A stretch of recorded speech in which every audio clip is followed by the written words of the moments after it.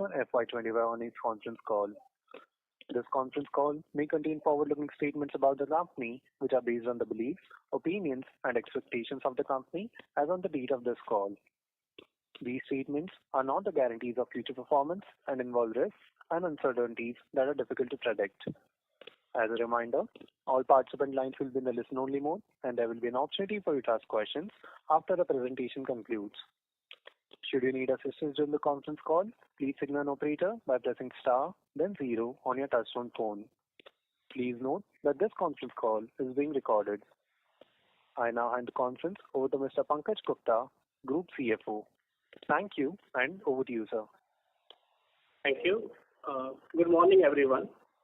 On behalf of STL Group, I extend a warm welcome to our Q2 and H1 FY25 earnings call. I am joined on this call by Mr. Atul Agarwal, our Managing Director, Mr. Jaideep Wadhwa, Director, Mr. Anish Agarwal, Director, and SGA Partner. We have uploaded our result presentation on the exchanges and hope everyone has had a chance to go through the same. I will now request Mr. Atul Agarwal for his opening remarks. Thank you, Pankaj. Good morning, everybody. I welcome to your call for Q2 and H1 FY25 earnings. Let me start with a brief overview of the industry. Total domestic passenger vehicle sales marginally increased 0.5% to 20.8 lakhs units in H1 FY25 compared to the same period last year. There was a notable increase of 13.2% in utility vehicle sales. Out of passenger vehicle sales, passenger car sales declined by 18.5% in H1 FY25 vis-a-vis last year, same period, to 6.6 lakh units. The domestic CV sales reduced by 4.2% in H1 FY25, 4.5 lakh units, as compared to H1 FY24, indicating a muted demand for the segment. At Sterling, we are pleased to report a strong operation performance across key financial and strategic metrics for the first half of the fiscal year. Total income rose by 31.1% year-on-year, reaching a 569.6 crore in H1 FY25. This growth was largely fueled by sustained strength of our SGM business, which has made significant progress. SGM's share of total revenue increased to 42% in H1 FY25, up from 30% in the same period last year.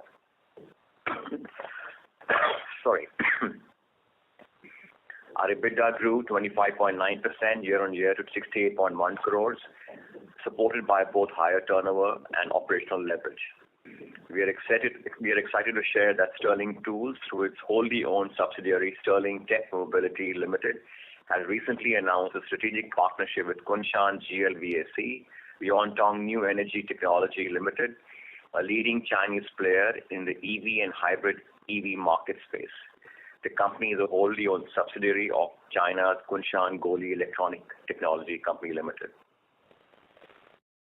Through this partnership, we will manufacture advanced high-voltage direct current contactors and relays, which are essential components playing a key role in managing and controlling high-voltage electricity flow between battery, motor controller, or inverter and other power electronic systems. These provide safe switching and isolation in EV power circuits, ensuring efficient operation while protecting against electrical faults. In the events of accidents or short circuits, these help to prevent hazards such as fire or explosions. As the electric and hybrid vehicle markets continue to expand, it is important that we integrate highest safety measures in the electric and hybrid vehicles through advanced technological systems. At Sterling, we understand these priorities and are committed to advancing safety in the EV and HEV sectors. This partnership is expected to generate a revenue of 250 crores, and Sterling Tools will bring in niche technology to manufacture and assemble HVDC contactors and relays at a new facility in Bangalore. Through an investment of approximately 40 crores, we expect to commence production by Q2 FY26. By producing these components domestically, Sterling aims to drive import substitution, aligning with Atmanirbhar Bharat vision and supporting the Make in India initiative. The development will empower Indian OEMs, Tier 1 companies, and other suppliers to access advanced technology right at home, building a self-reliant ecosystem for e-vehicles and hybrid vehicles. In summary, we remain committed to driving innovation, expanding our margins, strengthening client relationship as we navigate this exciting period. Our strategic initiatives, including collaboration with Yongin and now GLVAC YT, position us as a leader in development of electronics and electrical components, particularly for EV and hybrid electric vehicle sectors. With strong momentum and a clear growth focus, we are well positioned to capitalize on emerging opportunities, ensuring sustainable, robust performance in the future. Pankaj, back to you. Thank you, sir. I'll give you the financial highlights for Q2 and H1 FY25, starting with the standalone numbers for Q2. Total income grew by 8.4% to 168.4 crores. EBITDA grew by 11.9%, reaching to 25.3 crores. EBITDA margin increased to 15%, up from 14.6% in Q2 FY24. Profit after tax witnessed a growth of 19.4%, reaching to 11.9 crores in Q2. And profit after tax margin increased by 70 basis points, reaching to 7.1% in Q2 as compared to last year. The half-year results, total income grew by 9% to 331.3 crores. EBITDA increased to 13.2% year-over-year, reaching to 49.4 crores in this half-year. EBITDA margin stood at 14.9% in half-year as compared to 14.3%, increasing by 60 basis points. Profit after tax witnessed a growth of 29% year-over-year, reaching to 23.3 crores in H1 FY25. And the profit after tax margin at a half-year was 110 basis points higher, reaching to 7%. Coming to the consolidated financials, total income grew by 35%, reaching to 285.9 crores in Q2. EBITDA increased by 28.2%, reaching to 34.1 crores as compared to 26.6 crores in Q2 FY24. EBITDA margin stood at 11.9% consolidated in Q2. Profit after tax witnessed a growth of 40% year-over-year, reaching to 17.5 crores in Q2 FY25. And profit after tax margin stood at 6.1%. Consolidated financial highlights for H1 FY25. Income grew by 31%. We reached to 570 crores in half year. EBITDA increased by 25.9%, reaching to 68 crores as compared to 54 crores in H1 FY24. EBITDA margin stood at 12% in H1 FY25 compared to 12.5% last year. And the reason for the margin reduction is the proportion of SGM business in the consolidated level, which increased to 42%, up from 30% last year. Profit after tax witnessed a growth of 40.5%, and we reached to 36 crores in H1 FY25. Profit after tax margin stood at 6.3%. We are pleased to share that our credit rating by ICRA has been upgraded, and we have moved from stable to positive outlook given the strong balance sheet. And overall, to summarize, our endeavor is to achieve higher growth as compared to industry, optimize capacity utilization levels, and sharpen our focus on new strategy initiatives going ahead. Thank you, everyone. We can now open question and answer session. Thank you very much, sir. We will now begin the question and answer session. Anyone who wishes to ask a question may press star and 1 on their touchtone telephone. If you wish to remove yourself from the question queue, you may press star and 2. Ladies and gentlemen, we'll wait for a moment while the question queue assembles. Our first question is from line of Deepan Shankar Narayan from Trustline Holdings Private Limited. Please go ahead. Good morning, everyone, and thanks a lot for the opportunity. Firstly, from my side, on the EV business, so despite seeing 20% decline in Q1 volume numbers for one of our top customers, we have managed this just 3% drop in revenues. So what are the key drivers behind this? Is it due to higher LCV contribution or increased contribution from other customers in scooter business for us? Jaideep, you want to take that? Yeah. Good morning. I will say that, we are seeing volumes from LCV and other customers pick up, but also, I think we've addressed this before, that you cannot track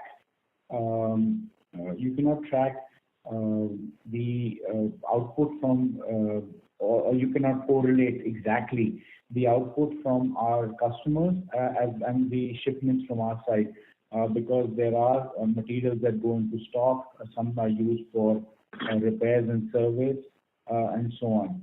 So, there is a bit of a mismatch. Directionally, of course, it will be true, but there will always be a bit of a mismatch between our numbers and the numbers of our immediate customers because of these variances. But we have started shipping products to LCV customers. We are shipping to other two-wheeler customers and three-wheeler customers. So that is contributing to the growth that we've seen in this quarter. Good to know that, sir. And earlier, the LCV contribution used to be in high single digits. So how it has been currently, and what is our outlook for next year for LCV contribution? So no, sir. I don't think we've ever had a situation so far. We had a situation where the LCV contributions were in high single digits for our motor control units, because LCVs have just started. The homologation from our customers, from our key customers, has just got completed. So they've just started selling. We do expect to see these sales really ramp up, because we think that the products that have been made are very good and the customer acceptance will be high. So we expect to see volumes go from the hundreds to the thousands in the next year, monthly volumes. Okay. And can you throw more light on this new JV high voltage DC contactor? So what is the kind of market size and competitive landscape in India? And what kind of value additions are we targeting? And will this margin and ROE profile will be equivalent to MCU segment for us? Okay, so I can probably take that up. This is Anish. So firstly, this is not a joint venture. This is a technology collaboration agreement, and it's a wholly owned subsidiary of Sterling Tools Limited. The agreement is between the wholly owned subsidiary of Sterling Tools Limited, which is Sterling Tech Mobility Limited, and Kunshan Goli's DC contactor subsidiary, which is called Yuantong New Energy in China. In terms of the market for this particular product, it's used in all three-wheelers, all LCVs, all passenger vehicles, both electric as well as hybrid. So it opens us up for not only pure BEVs, but also for mild hybrids, strong hybrids, and plug-in hybrids going forward, which is a play for OEMs specifically in the Japanese space, such as Suzuki, Toyota, Honda, etc. In terms of margin structures, we expect double-digit margins going forward, provided our capacity utilizations are good, and that we expect in the next few years once we start production in Q2 next year. And what about this value addition levels, what we are targeting, and what could be our key differentiators for this product? So, key differentiator at this point in time is that there is no one really manufacturing these products in India. At this point in time, we are probably the first one to localize, to assemble these products in the first year. Starting next year, we hope to assemble the product here by buying the child parts from our partner in China, and then localize step by step depending upon the availability of certain raw materials which go into these DC contactors. So there's a phased manufacturing program or a phased localization program. But in the first year, we will be assembling, and then we will gradually localize this more and more to reduce the cost. Okay. Congratulations and all the best. Thank you. Thank you. Our next question is from line of Himanshu Upadhyay from Bagaljob PMS. Please go ahead.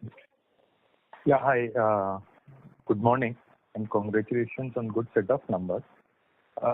One of my questions was on the Sterling standalone numbers, okay? One of the things we believed was as revenues increases and more production happens at Bangalore, the EBITDA margins will improve for standalone, okay? But now with the 9% YOY sales growth and gross margin improving by 4% in the first half, the flow in EBITDA is only 0.6%. So why would that be that revenues have increased by 9% and gross margin improving by 4%? Still EBITDA has not improved So that I think much. fair question. I think when we look at the business, we don't look at Bangalore standalone. Bangalore margins have definitely improved. From a unit perspective, the revenue on Bangalore is almost up 40% also. But it's a combination of we are realigning up our mixes of products we produce in different facilities depending on capabilities and capacities. So Bangalore standalone has definitely improved from an overall perspective.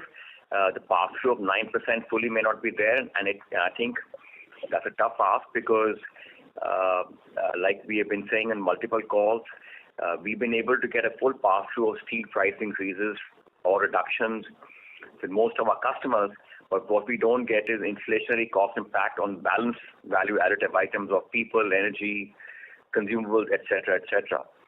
So I think despite these challenges, our overall margins have improved on a EBITDA perspective, which is very much as per a guidance we had given in the last few calls. So we are not surprised where the numbers are. We expected the numbers to look like this, and as per our overall guidance given earlier, we expect our margins in our standalone business to be anywhere 15 to 16%, and I think we are on track for doing that. Can you give an idea of what is the capacity utilization at both these plants? I didn't get that. Can you say that again? The capacity utilization at Bangalore and the other plant for fasteners.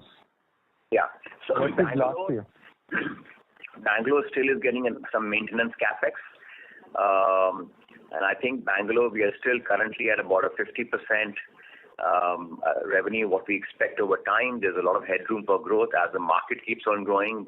As our product mix, we keep on transferring more and more parts depending on, like I said, capabilities and capacities. The Bangalore plant will keep on improving. So there's a lot of headroom for growth. I have said that in the last few calls as well. With the current capacities we have in place, we're looking at a revenue of 800 crores plus on a total basis for all our fastener business. Okay. Thanks on that.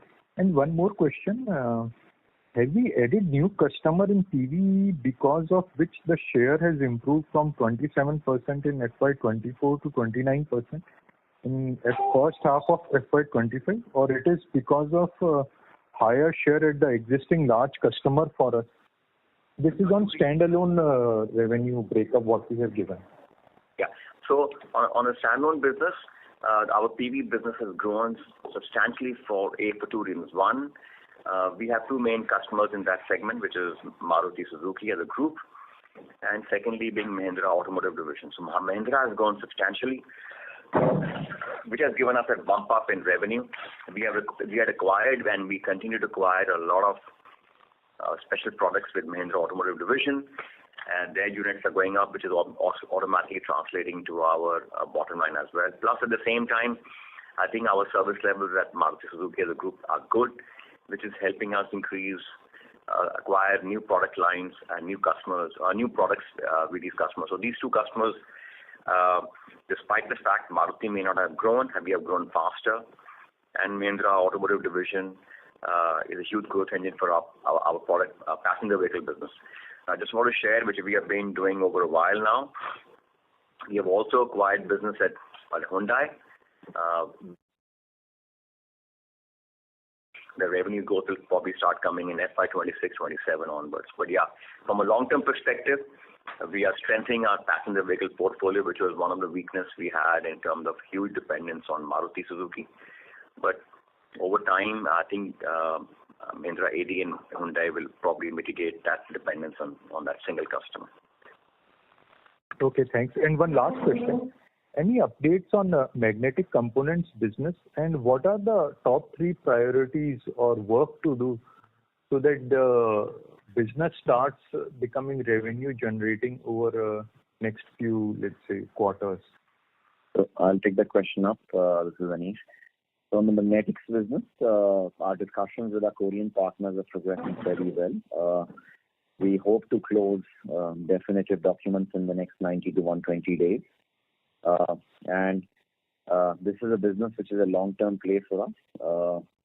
And we hope to be in production sometime in early 2026 calendar year, not before that, considering some of the passenger vehicle programs for which this joint venture is being executed will kick in from 2026 only. So Kunshan Goli will happen earlier, which is in Q2 next year. And Yongin Electronics, which is for magnetics, will start the following year in 2026. Thank you so much. Thank you. Our next question is from line of Kunal from Sunidhi Securities. Please go ahead. Hi, sir. Good morning. I have 2 questions. The first one is that in the MCU business, I think in the T2-wheeler segment, I think most of our revenue is from Ola Electric. And so what is the risk going ahead if, Ola starts manufacturing their own MCUs, which I think in some of the media news, they indicate that they might do that. So any update on that, or how are we diversifying, our customer concentration to, reduce this risk? Hello? So, yes, Ola, can you hear me? Yeah, I can hear you. Okay. So yes, Ola has announced that they will manufacture motor control units in-house. It's a part of their vertical integration strategy. And this is something that, they have announced it, or they've talked about for quite some time. They are not in production yet. But, there's something I believe that they will do at some time. I do expect that they will be, that they will be able to develop their own in-house unit in the future. Our strategy, I think, is very clear, and it's been something which we've been consistent with, which is that we are looking at both product and customer diversification. We have ongoing discussions with various companies to add additional products to our portfolio. And we continue, I think the last count is more than 30 active engagements with customers and more than 20 live programs. So we continue to do that as sales pick up from these customers. We'll see our revenues shift from Ola to these customers. With the changes in government policy, in terms of how FAME 2 got morphed, and now we have the PM E-Drive, which changes priorities and also reduces the subsidy. The uptake on some of the newer customers was slightly slower than expected, but we are very positive about these new programs because they've got good products, and we're confident that they will gain good market share vis-a-vis ICE engines in the future, which will give us the business growth that we are looking for. Okay, sir. So I just wanted to ask how much capex was incurred to double the capacity of the MCU from 3 to 6 lakhs. So we've gone higher than 6 lakhs in terms of capacity, but yeah, the total. And it's difficult to differentiate what we are. I'll just take a minute and also talk about what we are trying to do. And give us an idea. So we as we look at our strategy of customer and product diversification, we also see that our customers have an interest to buy more and more components from one vendor because they want support on the integration. And in some cases, these units are also getting combined into single packages or single boxes. So our strategy is that we see ourselves not only as a motor control unit company, but as a power electronics company, which means that the competence that we are trying to develop is one around power electronics for the automotive industry. And within that, obviously, you have chargers, you have DC-DC converters, you have motor control units, etc., etc.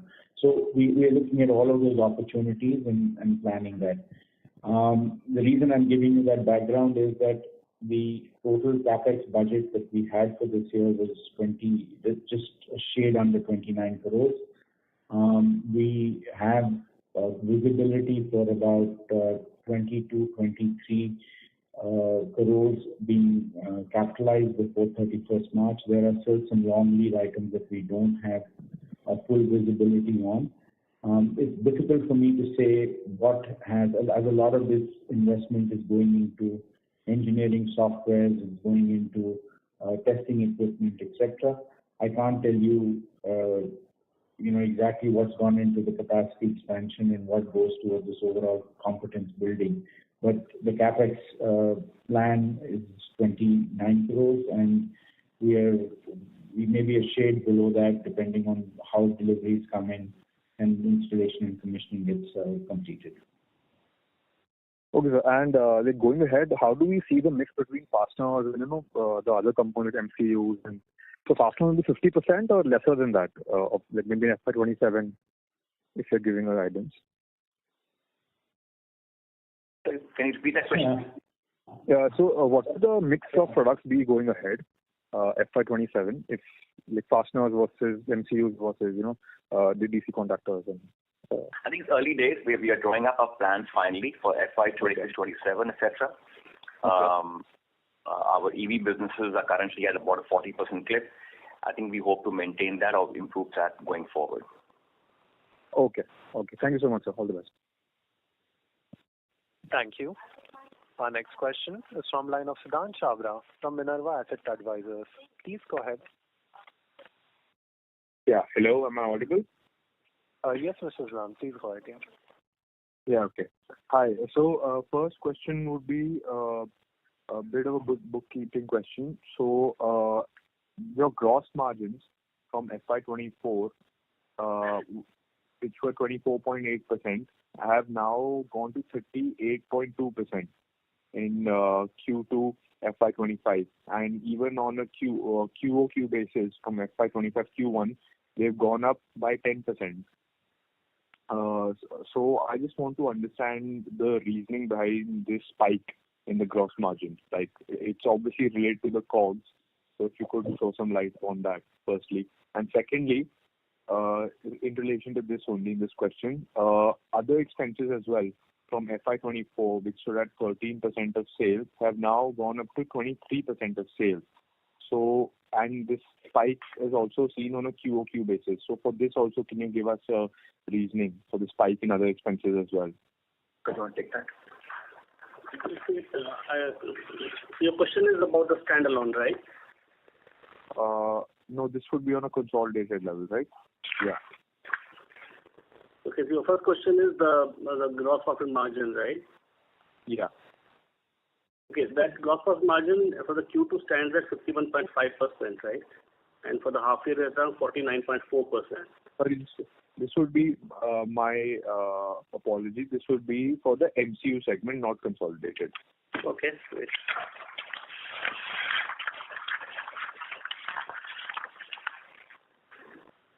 So the gross margin for quarter 2 is 38.3% for MCU segment. Yeah. Yeah. So this is up from 28% to 38%. That's right. Yeah, and then from FY24, it's up from 25% to 38%. So Just if you could tell me the YOY, QOQ basis, and what has been the reason for this spike in gross margin? Okay, so one is definitely is the economy of scale, and our purchase efficiencies at these levels have been better as compared to the previous year or previous quarter. So at the volume which we are doing, we have been able to reduce the cost, which has a mix of better commercials and complete localization. Jaideep, you want to supplement that, please? Yeah, sure. I think there's also a couple of, there's obviously there is the product mix and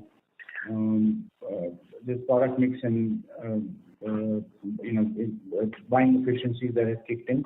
There's also a couple of other areas. You'll see there's an increase in other expenses.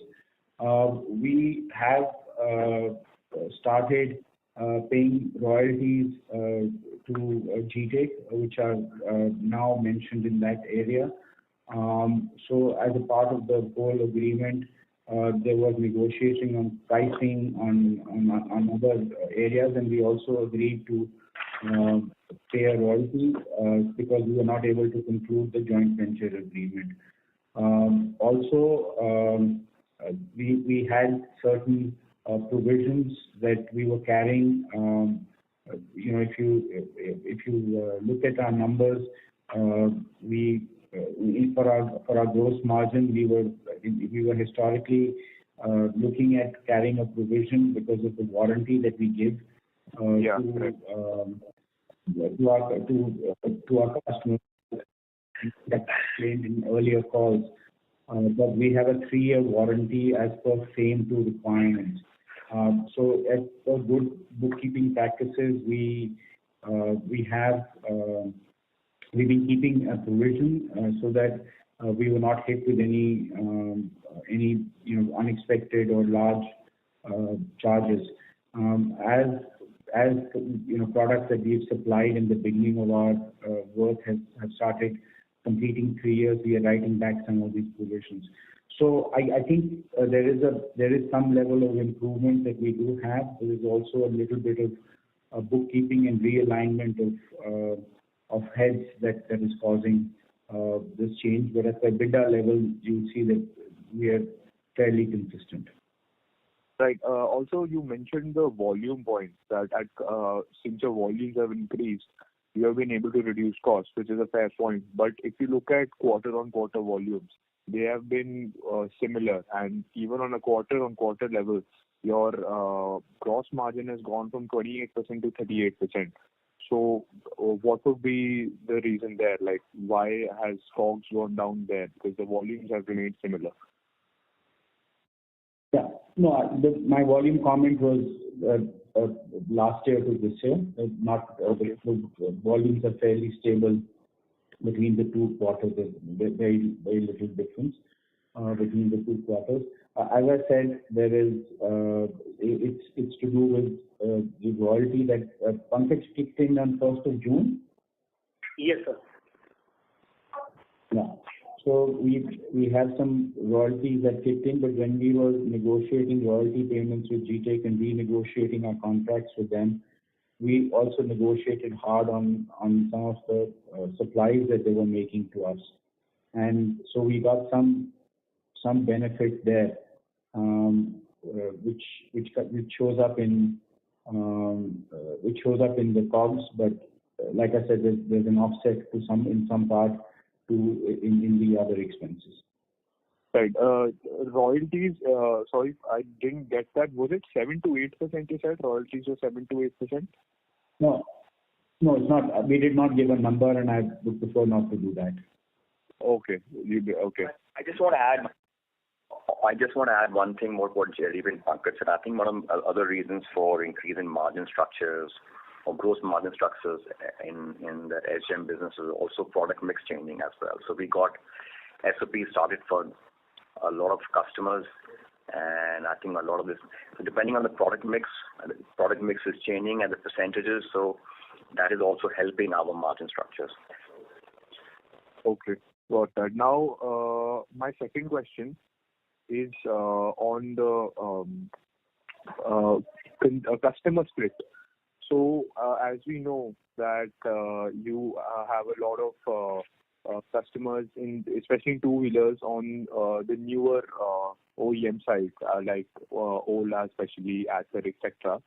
Now, can you give us any understanding or any guidance on what you are doing to onboard some legacy names on the OEM side, like TVS, Bajaj, and across segments, not just two-wheelers, even three-wheelers, CVs, etc. Okay. So I think, you've touched upon one of the most important initiatives for us.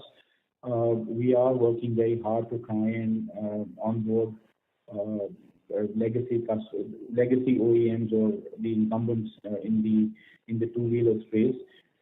We are in active discussions with several of them. I can't share details, but to say that there are at least 2 or 3 discussions that are ongoing and moving forward, but we don't have a confirmed program that I can mention to you at this time. On the three-wheeler space, we don't have any activity as of today with the existing or incumbent OEs, to be honest, because it's just that there's a lot more activity happening in the new companies that are there. So the 3 companies that have historically had presence in this market, which is Bajaj, TVS, and Bajaj, TVS, and Piaggio. We are not working with any one of them right now, though we are in touch with these companies. On the LCV space, we are strongly established with some of the incumbents as well as with some of the startups. So in the LCV space, we do have some of the marquee incumbent customers as our customers. Okay, and any timeline maybe we could expect regarding the addition of these legacy names in other segments, or would that be too much of a stretch to ask about? No. I mean, I can give you I can share with you what we are seeing in the industry right now.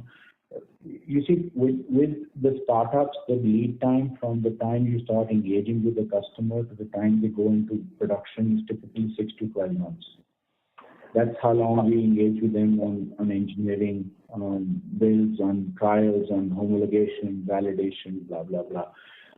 In the case of the incumbents, it's much more structured and much more formalized, and typically customers would be talking today about FY27 volumes or FY27 launches.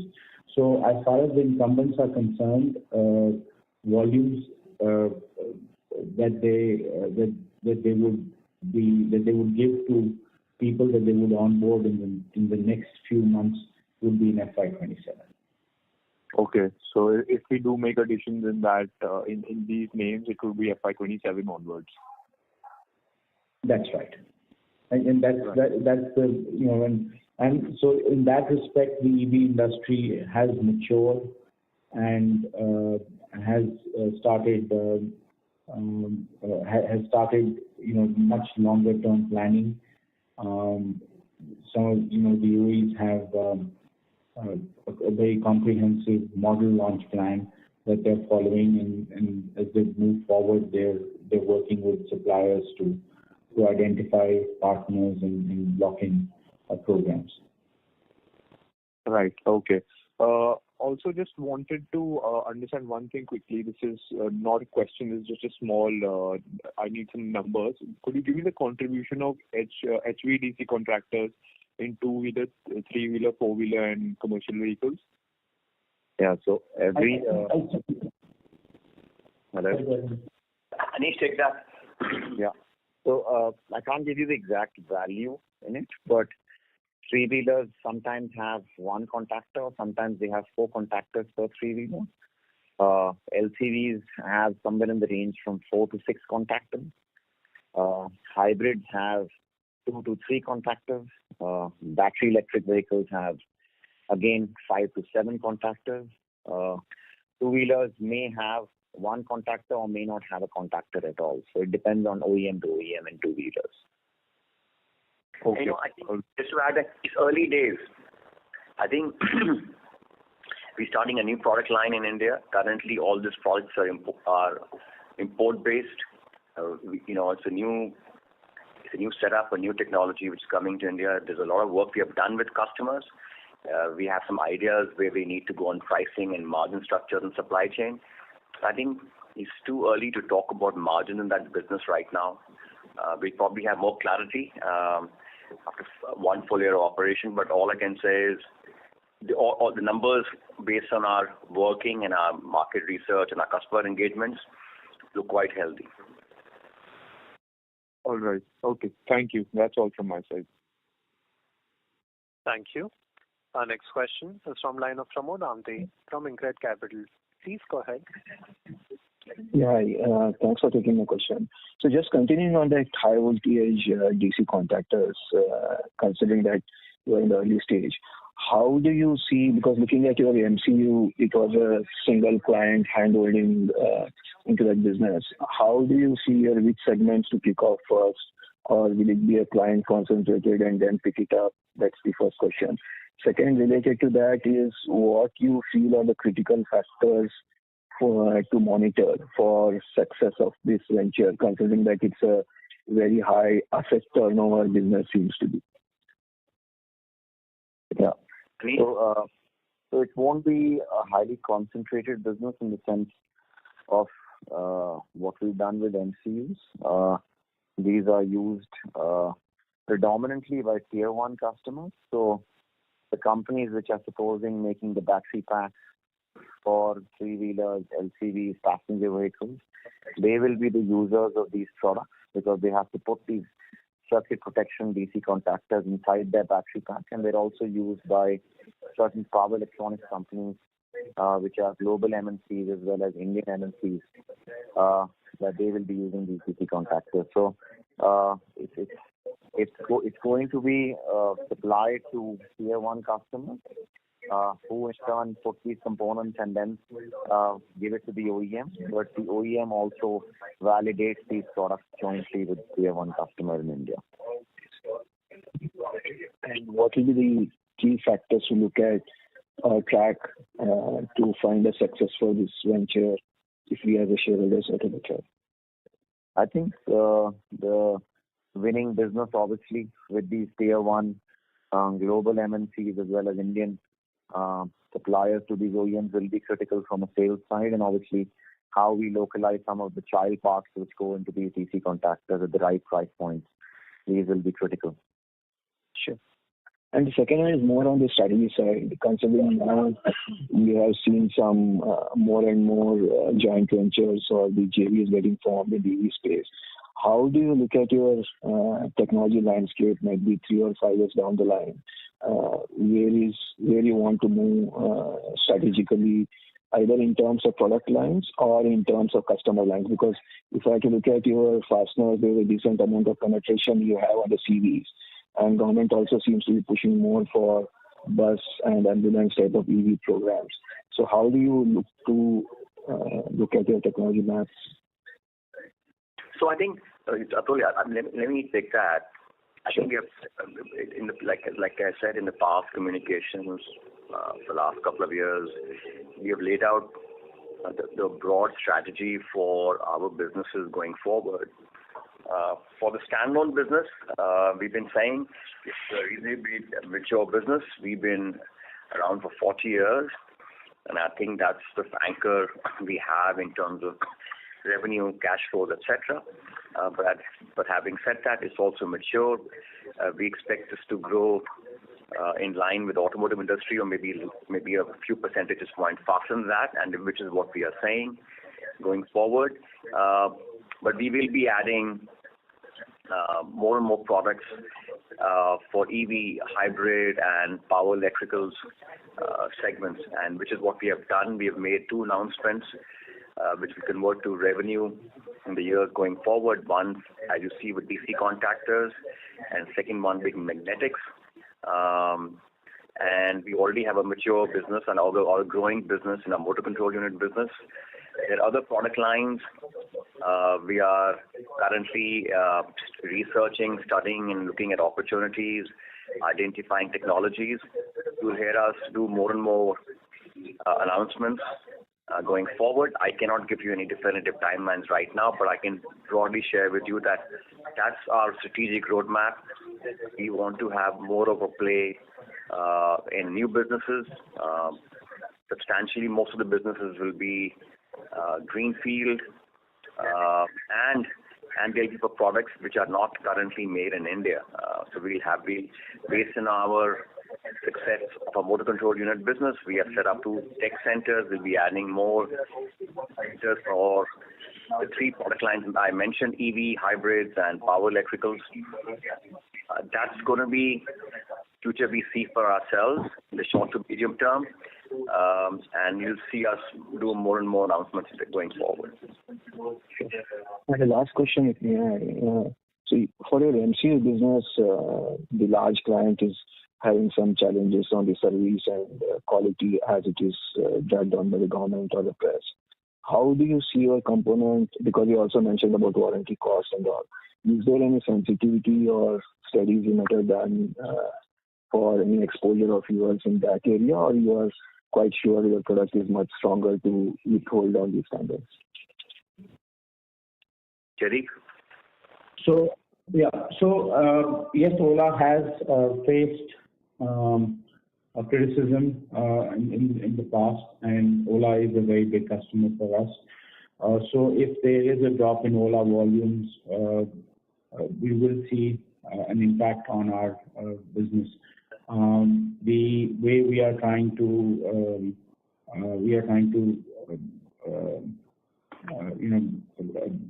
address these concerns is really to work through, like as I said, on customer and product diversification. That's the core of our strategy, and that's what we continue to work on. I mean, I can share one insight on Ola working.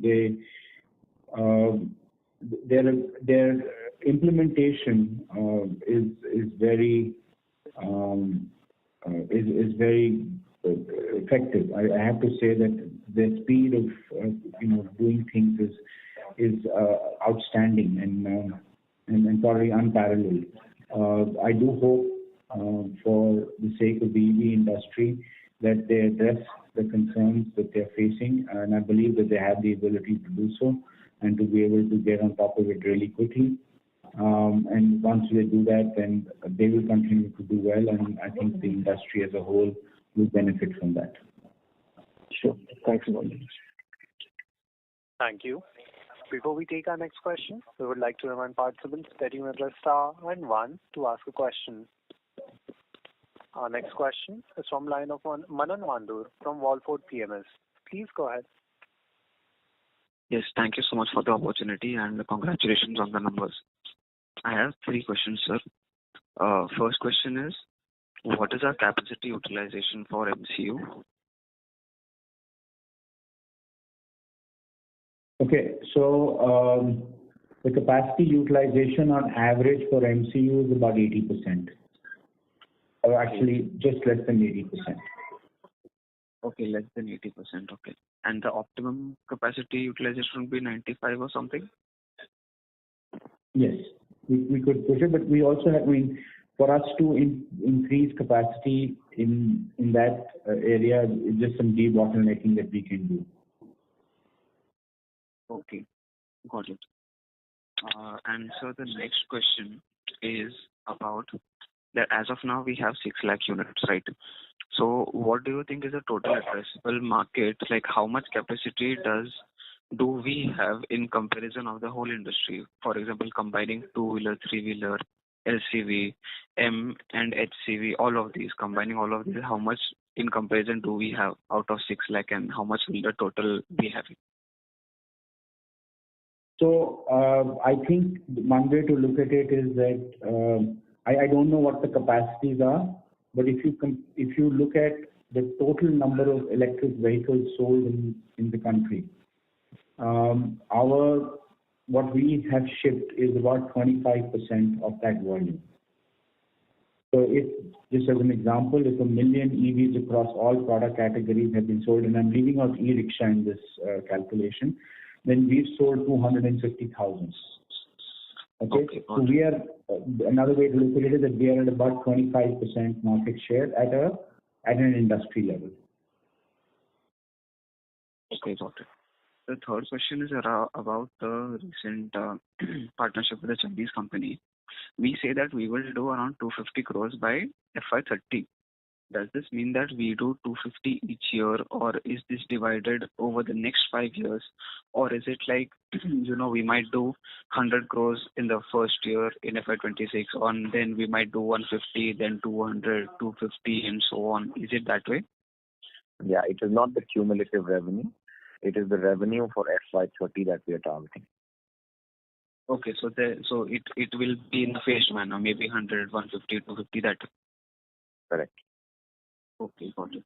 And sir, the last question is on the government push in the LCV and M and HCV that we might be seeing for MCU, because we see that LCV has gained around 9% for the H1 out of the total for SGEM. So how do we see it going forward? So, I think the PME guys should give a push to sales in the medium and heavy commercial vehicles. And also the other thing that the government is pushing very correctly is an investment in charging infrastructure. So I think these elements would help improve sales in the higher segments. So I did see a newspaper article this morning to say that subsidies on three-wheeler cargo vehicles will probably start declining or will be withdrawn. So the government is continuing to fine-tune, and because we play, unlike many other companies, we don't play just in one segment. If we go across the entire segment with our products, which are range from 1 kilowatt to 225 kilowatts, so we have the ability to adapt to different growth patterns within the industry as policies push the industry in different directions. Okay, sir. And last question is, sir, how much does Ola have? How much does Ola contribute to our revenues or the SGEM in the MCU? Ola is our biggest customer by far, and I'm going to say they're over 75% of our total revenue. Okay, so over 75. And second and third would be, sir, what were the names for second and third? I'm sorry, I couldn't hear that. For second and third customers, what would be the names?